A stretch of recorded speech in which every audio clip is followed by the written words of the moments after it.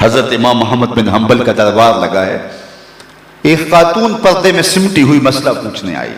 حضرت ایک مسئلہ پوچھنا ہے. پوچھئے.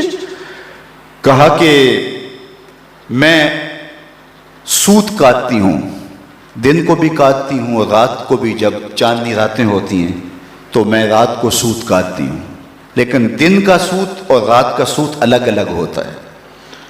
کبھی کبھی ہوتا ہے کہ بازار سے بادشاہ کی سواری گزرتی ہے اور سواری کے گزرنے کی وجہ سے ماحول میں روشنی زیادہ ہو جاتی ہے، تو اس میں جو سوت ہوتا ہے وہ کوالٹی میں بہتر ہوتا ہے، اور میں جو اس روشنی میں کاتا ہے اور جو چاند کی چاندنی میں کاتا ہے ان کو اکٹھے ملا کے فروخت کر سکتی ہوں.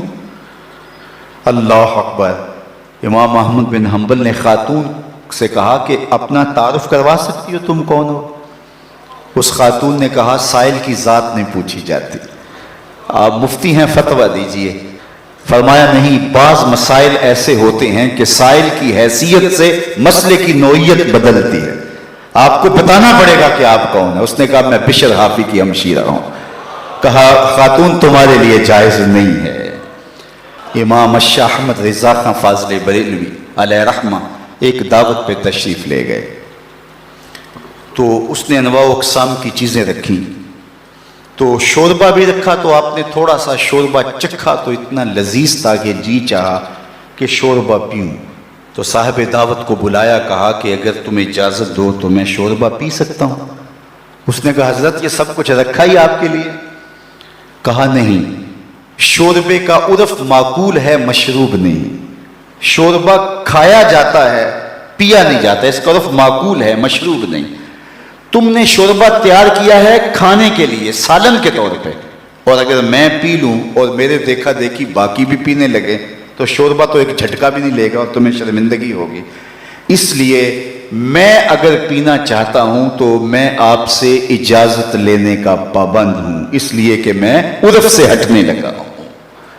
اور ہم سب کچھ ہڑپ کیے جا رہے ہیں، اور ہم صوفی ہوتے ہیں، ہم غوث زماں ہوتے ہیں.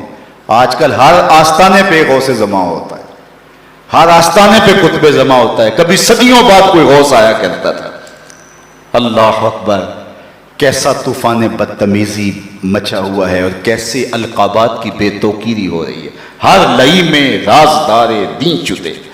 اقبال نے کہا ہر کمینہ دین کا رازدان بن کے بیٹھ گیا ہوا ہے. تو یہ ہے ہمارے بزرگوں کی احتیاطیں، یہ طریقت کا مزاج ہے.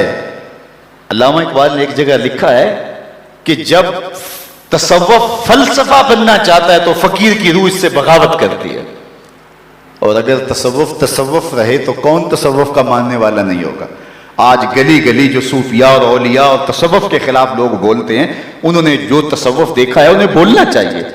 اگر حاتم السم کا تصور پیش کیا جائے، اگر احمد بن حنبل کا تصوف پیش کیا جائے، اگر اعلیٰ حضرت کا تصوف پیش کیا جائے تو وہ کہیں گے اس تصوف پہ تو ہماری جان بھی قربان. تو یہ تصوف کی حقیقی روح ہے، یہ تصوف کا حقیقی رنگ ہے.